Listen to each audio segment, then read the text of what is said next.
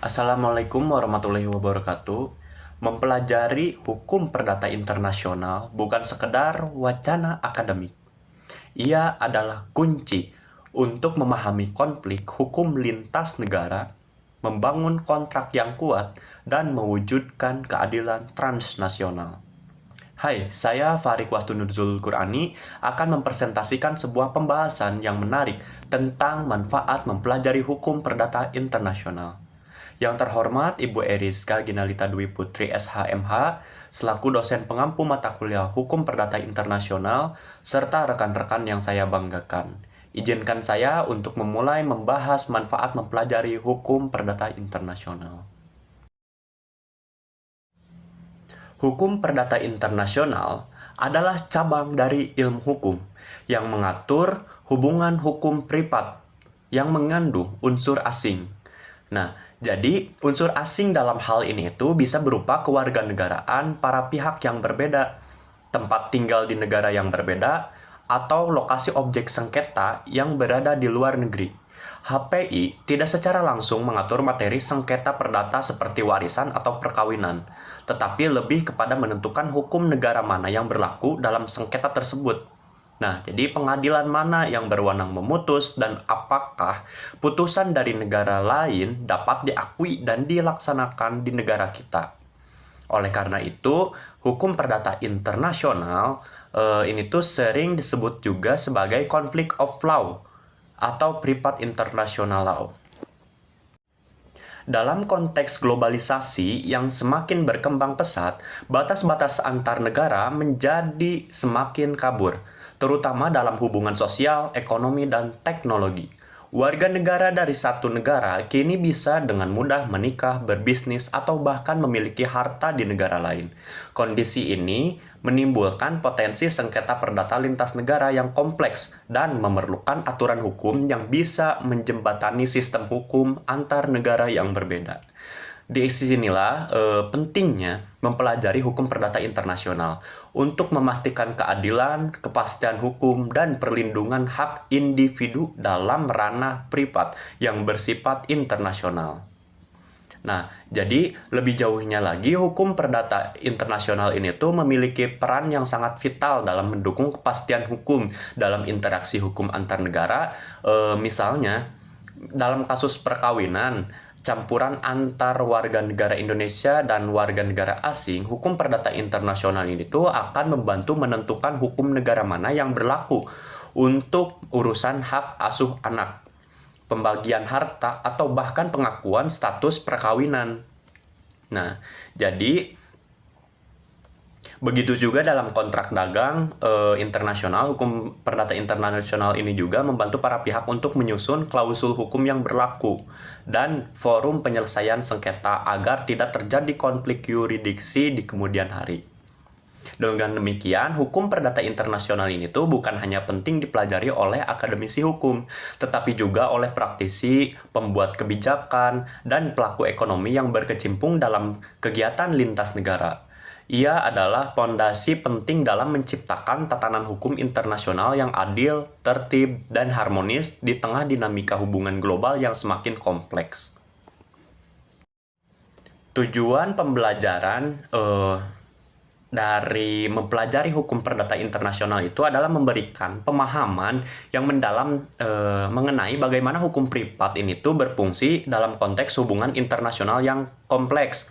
Dalam dunia hukum modern, di mana interaksi antar individu ini tuh tidak lagi dibatasi dalam satu negara. Nah, jadi penting bagi setiap mahasiswa yang mempelajari ini tuh maupun praktisi hukum untuk memahami bagaimana hukum domestik dan asing itu berinteraksi, serta bagaimana konflik antara keduanya dapat diselesaikan secara adil dan efektif. Nah, pertama, memahami pentingnya hukum perdata internasional dalam dunia hukum modern itu berarti menyadari bahwa globalisasi ini tuh telah melahirkan berbagai bentuk interaksi hukum antar negara, baik itu dalam bentuk perkawinan campuran, warisan lintas negara, perdagangan, lalu ada maupun migrasi penduduk. Nah, jadi dalam konteks ini hukum perdata internasional menjadi alat penting yang membantu menjawab berbagai persoalan hukum yang tidak bisa diselesaikan hanya dengan menggunakan hukum nasional. Dengan mempelajari hukum perdata internasional, kita dapat memahami kerangka dasar mengenai bagaimana menentukan hukum yang berlaku, yurisdiksi yang tepat, dan pengakuan serta pelaksanaan putusan asing. Kedua, mengetahui manfaat teoritis dan praktisi dari hukum perdata internasional itu menjadi penting, karena hukum perdata internasional bukan hanya ilmu yang bersifat teoritis, tetapi juga memiliki penerapan yang sangat luas dalam praktiknya. Secara teoritis, hukum perdata internasional itu memperkenalkan berbagai prinsip penting dalam penyelesaian sengketa hukum internasional. Nah, seperti lex domicili, lex situs, renvoi, dan public policy exploitation. Prinsip-prinsip ini memperluas wawasan dan memperkaya pemahaman hukum secara filosofis, khususnya mengenai relasi antar kedaulatan negara dan keadilan global. Sedangkan secara praktisnya, hukum perdata internasional ini tuh memberikan keterampilan untuk menganalisis dan menyusun dokumen hukum yang melibatkan unsur asing. Nah, seperti kontrak internasional, perjanjian perkawinan lintas negara, lalu ada surat kuasa hukum lintas yurisdiksi.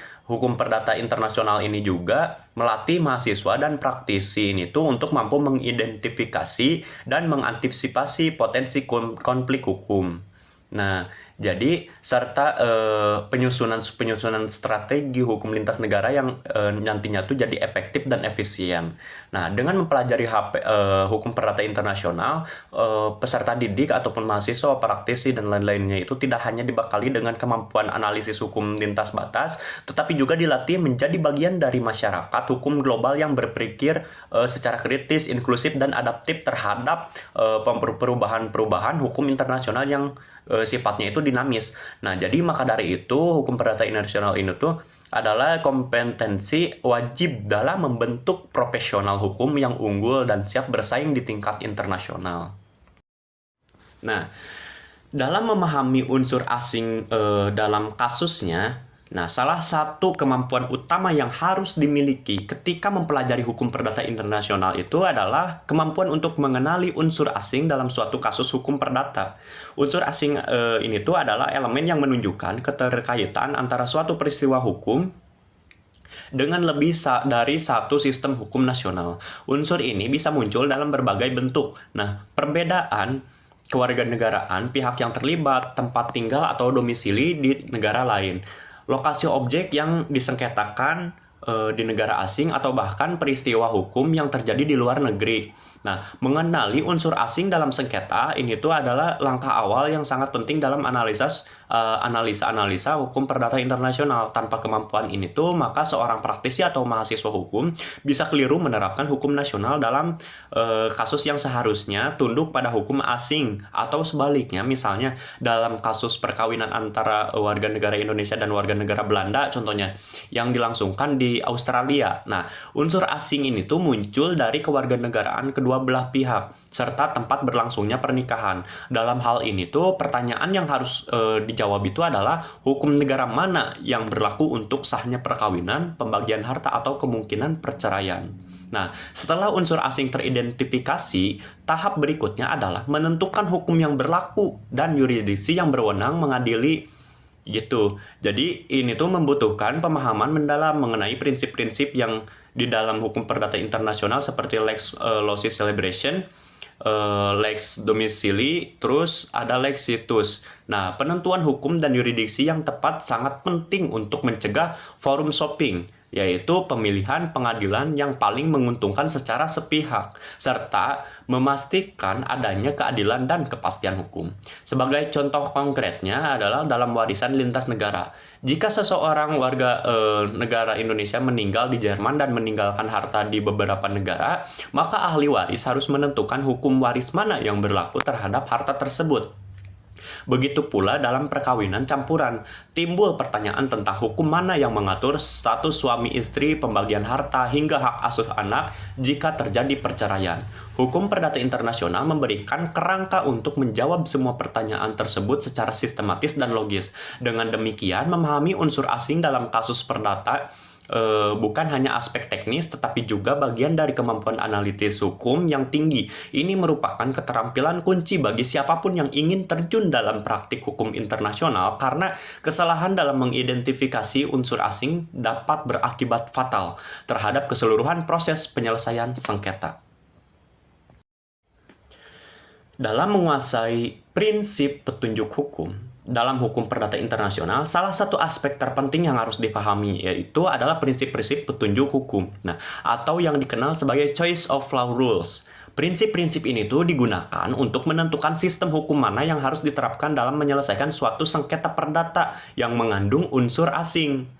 Nah, jadi hal ini tuh sangat krusial, mengingat setiap negara memiliki sistem hukum yang berbeda dan ketidaktepatan dalam menentukan hukum yang berlaku dapat menyebabkan ketidakadilan, efisienan, bahkan penolakan terhadap hasil putusan di negara lain. Dua konsep dasar yang perlu dikuasai dalam hal ini adalah lex cause dan lex fori. Lex fori ini itu adalah hukum dari negara tempat sengketa diperiksa atau diadili, dengan kata lain, hukum dari forum pengadilan. Sementara itu, lex cause adalah hukum substansif dari negara lain yang dipilih berdasarkan aturan hukum perdata internasional untuk mengatur inti substansi dari hubungan hukum tersebut. Dalam banyak kasus, pengadilan suatu negara akan menggunakan lex fori untuk menentukan prosedur hukum, tetapi menggunakan lex cause untuk mengatur substansi hubungan hukum, seperti sahnya perkawinan, hubungan waris, atau isi perjanjian.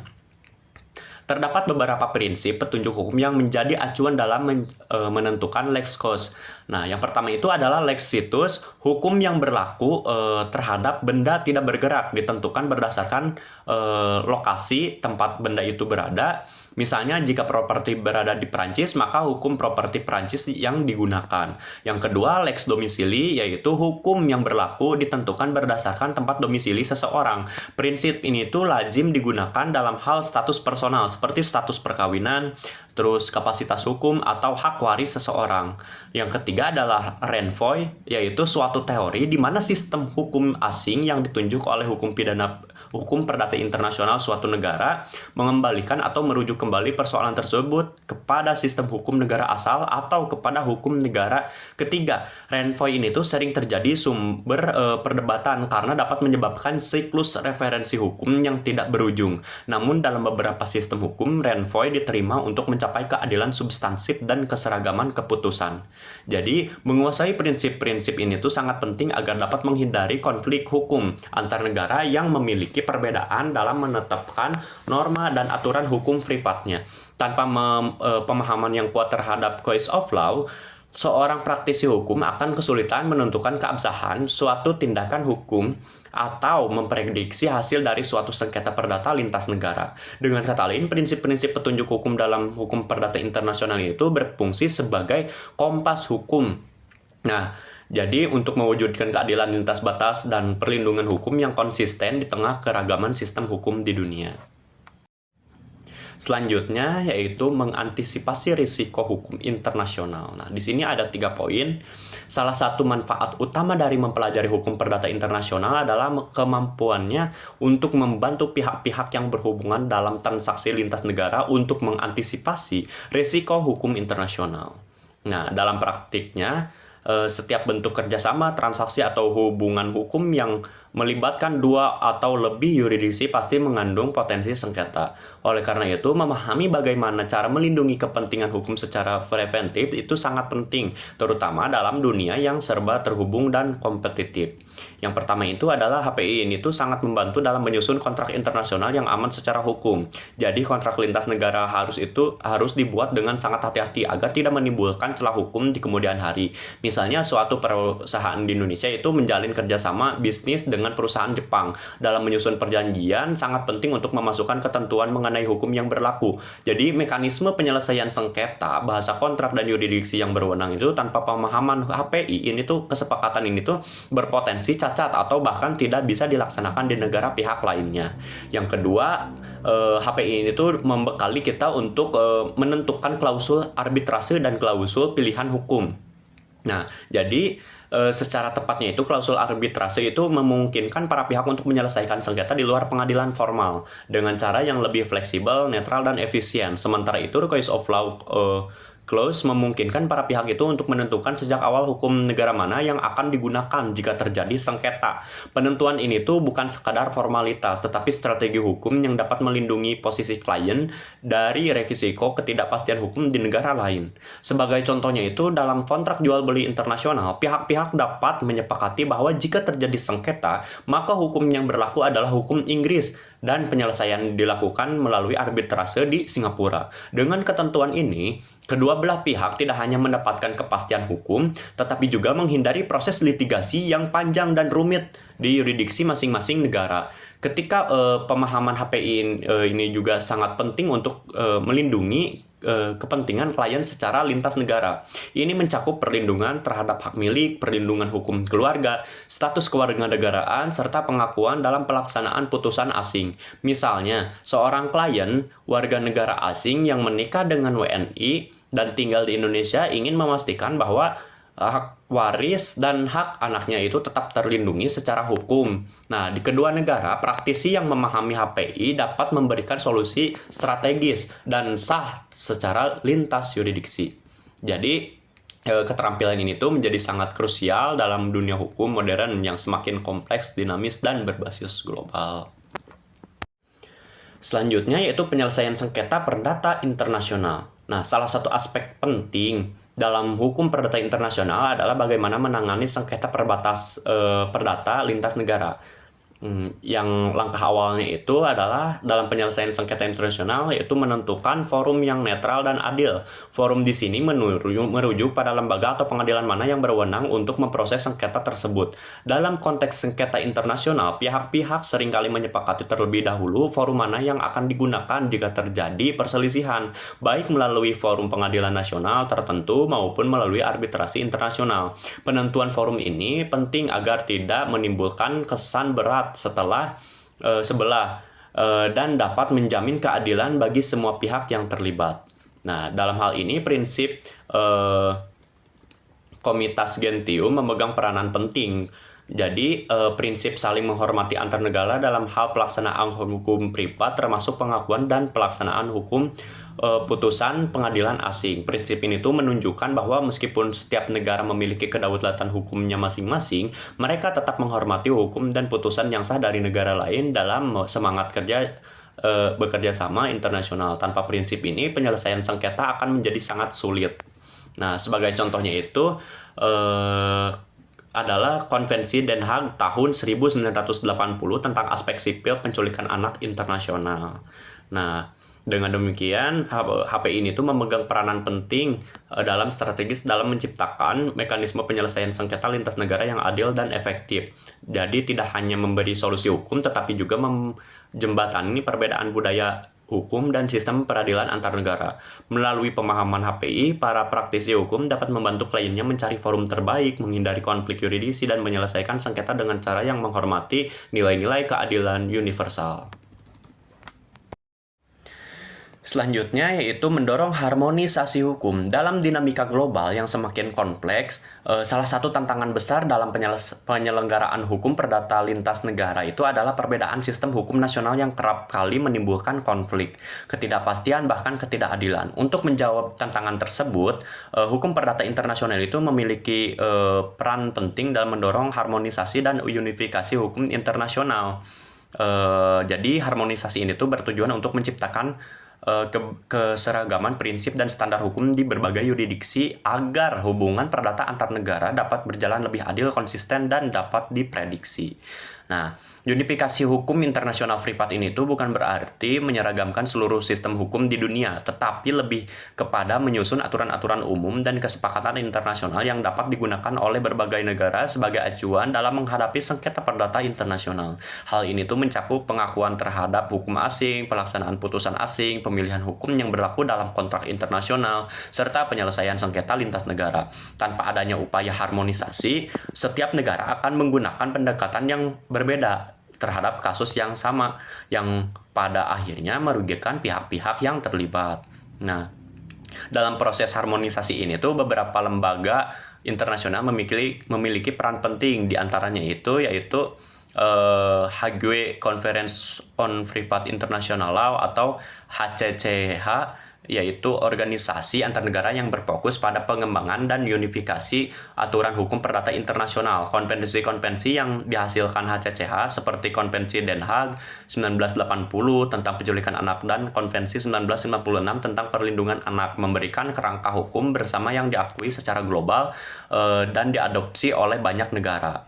Terus yang kedua itu ada United Nations Commission on International Trade Law. Nah, ini tuh berperan dalam menyusun aturan hukum dagang internasional.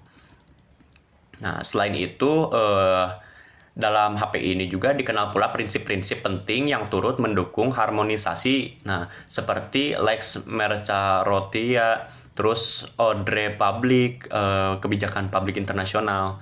Nah, jadi dengan memahami dan mengaplikasikan prinsip-prinsip kedua tersebut, HPI itu mendorong terciptanya sistem hukum yang lebih selaras antar negaranya, sekaligus menjamin perlindungan terhadap nilai-nilai nasional yang esensial. Harmonisasi hukum internasional privat juga menciptakan iklim hukum yang lebih stabil, sehingga pelaku usaha, keluarga lintas negara, dan pihak-pihak lainnya dapat melakukan hubungan hukum dengan kepercayaan dan kepastian yang tinggi. Nah, untuk penutup, di sini ada 3 poin juga. Nah, penting untuk menegaskan kembali bahwa hukum perdata internasional ini tuh merupakan pilar utama dalam membangun sistem hukum yang relevan, adil, dan responsif di tengah dinamika global. Nah, dalam era di mana batas-batas negara semakin tidak kentara akibat kemajuan teknologi, transportasi, dan perdagangan internasional, hukum nasional ini tuh tidak lagi cukup untuk menjawab kompleksitas hubungan antar individu dan antar entitas yang melintasi yurisdiksi negara. HPI hadir sebagai jembatan antar sistem hukum nasional dan kebutuhan hukum global. Ia memberikan landasan teoritis dalam memahami prinsip-prinsip petunjuk hukum yurisdiksi dan pengakuan hukum asing, lalu penyelesaian sengketa di lintas negara. Nah, bagi mahasiswa hukum, akademisi, dan profesional seperti advokat, notaris, hakim, atau konsultan hukum, penguasaan terhadap HPI ini tuh bukan lagi sekadar pilihan, melainkan kebutuhan. Jadi dunia hukum masa kini itu dan masa depan akan terus dibentuk oleh mobilitas global, interaksi antar bangsa, dan perjanjian internasional. Jadi, mereka yang memahami dan mampu menerapkan HPI akan memiliki daya saing tinggi dan dapat menjadi agen perubahan dalam mengharmonisasikan hukum nasional dengan perkembangan global. Nah, jadi oleh karena itu, HPI ini tuh tidak hanya penting sebagai cabang ilmu hukum, tetapi juga sebagai instrumen strategis untuk membangun keadilan lintas negara, menjaga kedaulatan hukum, serta memperkuat integritas hukum dunia. Dalam semangat saling menghormati dan kerjasama antar bangsa, dengan mempelajari dan mendalami HPI, kita sedang mempelajari diri menjadi bagian dari solusi hukum internasional di masa kini dan masa depan. Nah, dari berbagai pembahasan yang telah disampaikan, dapat disimpulkan bahwa hukum perdata internasional ini tuh merupakan fondasi penting dalam merespon perkembangan hubungan hukum yang melintasi batas negara. Dengan mempelajari HPI, kita tidak hanya memahami bagaimana unsur asing memengaruhi sengketa perdata, tetapi juga mampu menentukan hukum yang tepat, forum yang adil, serta strategi penyelesaian yang efektif dan bermartabat secara internasional. Nah, terima kasih atas perhatian dan partisipasi yang telah diberikan. Semoga materi ini dapat menambah wawasan, menumbuhkan kesadaran global, dan menginspirasi kita semua untuk terus belajar dan berkontribusi dalam dunia hukum yang tidak hanya di lingkup nasional, tetapi juga internasional. Salam hukum dan salam ilmiah. Wassalamualaikum warahmatullahi wabarakatuh. Salam sejahtera bagi kita semua.